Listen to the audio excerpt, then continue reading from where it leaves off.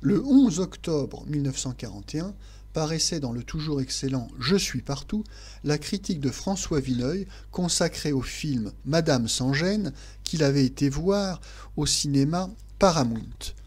Écoutons François Vineuil.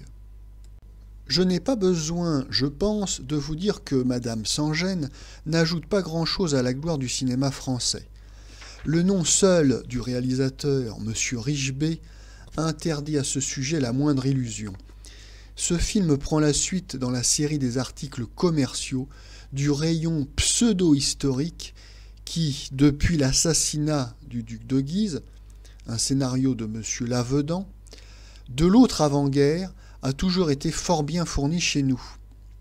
Dans ce travail de M. Richebey, tout ce qui n'est point pure photographie de dialogue est véritablement étonnant.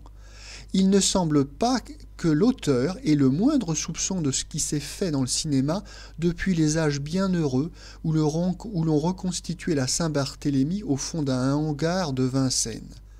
La fixité de la caméra, le carnaval des figurants aux perruques mal collées sont presque dignes d'évoquer ce chef-d'œuvre d'entre les chefs-d'œuvre, Les Trois Mousquetaires sonores du sieur Diamant-Berger, où tout le monde, y compris d'Artagnan et Richelieu, était juif, à l'exception de Planchet, que jouait l'arien Paul Colline et qui, comme par hasard, recevait les coups de pied au cul.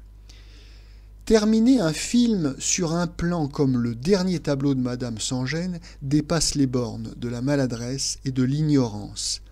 Mais enfin, tout ceci n'est qu'un prétexte. L'unique raison d'être de Madame sans gêne, c'est Arletty, dans le rôle de la maréchale Lefebvre, la légendaire blanchisseuse duchesse. Chantons le lot d'Arletty. C'est bien une des figures les plus charmantes de notre cinéma. Son accent populaire est si pur, si spontané, qu'il exclut toute vulgarité.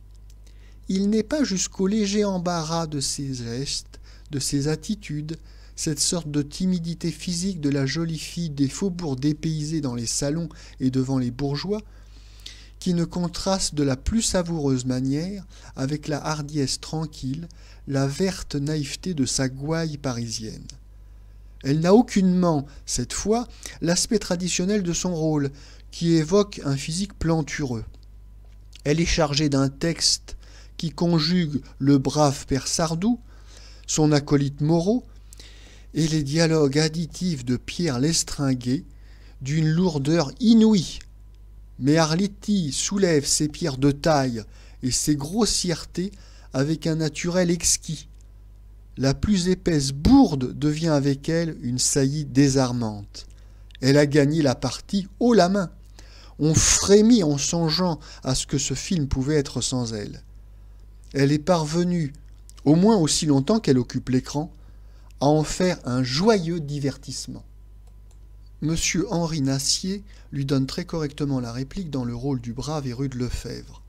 Monsieur Albert Dieudonné, qui fut le saisissant Bonaparte dans l'épopée d'Abel Gance, demeure 15 ans après le comédien français qui a la ressemblance historique la plus poussée avec Napoléon. L'œil clair, le profil aigu. Malheureusement, M. Dieudonné doit aujourd'hui parler, et nous avons beaucoup de peine à croire que telle était la voix de Napoléon. Pour tout dire, il fait plutôt aujourd'hui un Napoléon retraité dans la pêche à la ligne. M. Clarion a dessiné un Fouché dans la plus vénérable tradition du mélodrame.